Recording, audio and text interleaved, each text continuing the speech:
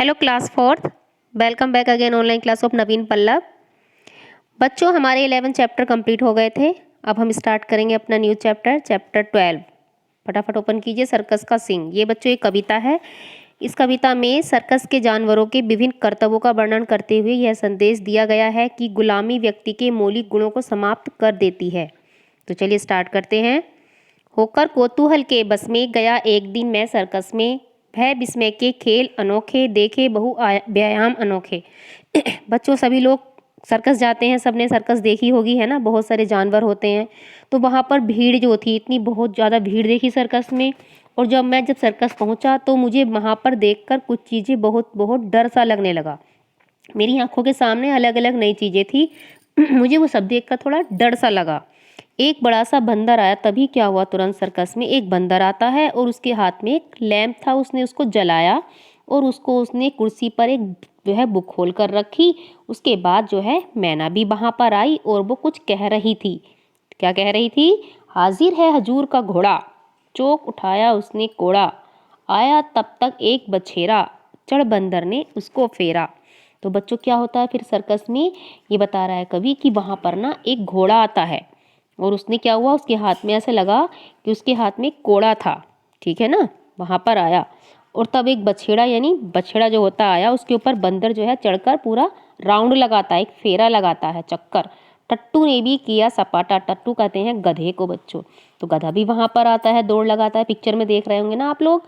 फिर बंदर कुर्सी पर बैठा। बंदर क्या हुआ, कुर्सी पर जाकर बैठ जाता है। मुंह में मोम दबाकर ऐठा और उसके मुंह में क्या था, मोम था, ठीक है। माचिस लेकर उसे जलाया। फिर उसने उसको लेके माचिस से जला लिया और सीट पर उसे जमाया और बैठ गया सीट पर उसको लेकर। ले उसकी अधजली सलाई तोते ने या तोप लगाई। तो वो जो उसकी जली हुई आधी माचिस की तीली थी, उससे उसने तोते ने आकर के तोप में आग लगा दी। एक मनुष्य अंत में आया, पकड़े हुए सिंह को लाया। तो वहाँ पर एक जो है सर्कस में शेर को पकड़कर एक आदमी आता है, ठीक है। मनुज सिंह की देख लड़ाई की मैंने इस भांति बढ़ाई।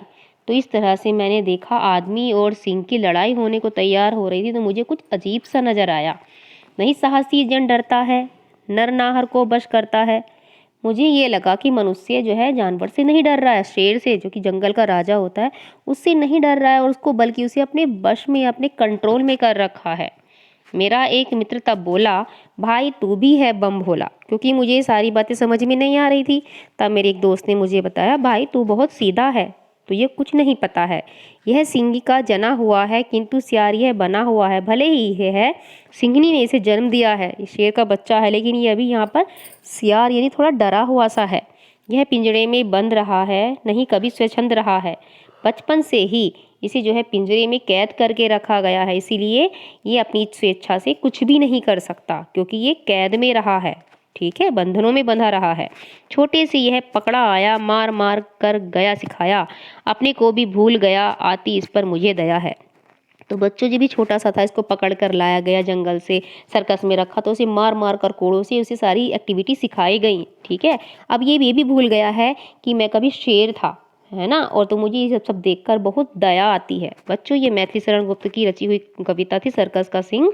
इससे यही जीवन मूल्य मिलता है कि स्वतंत्रता व्यक्ति के मौलिक गुणों को कुंद कर देती है, यानी कि जो स्वतंत्रता, दूसरों के अधीन रहना जो होता है, उसके अंदर की अच्छाइयाँ जो होती हैं उनको भी खत्म कर देती है, ठीक है बच्चों। तो आप लोग इस चैप्टर के शब्द मैत्री अपनी कॉपी पर ऐसे ही करेंगे, जैसे कौतूहल, जिज्ञासा, विस्मय, आश्चर्य, हजूर, श्रीमान, हाजिर, उपस्थित, अधजली, आधी जली हुई, मनु यानी मनुष्य, जन यानी व्यक्ति, और जना हुआ यानी पैदा किया हुआ। सो बच्चों, मिलती हूँ आपसे नेक्स्ट वीडियो में इस चैप्टर के क्वेश्चन आंसर और एक्सरसाइज लेकर, ठीक है। Take care, have a nice day.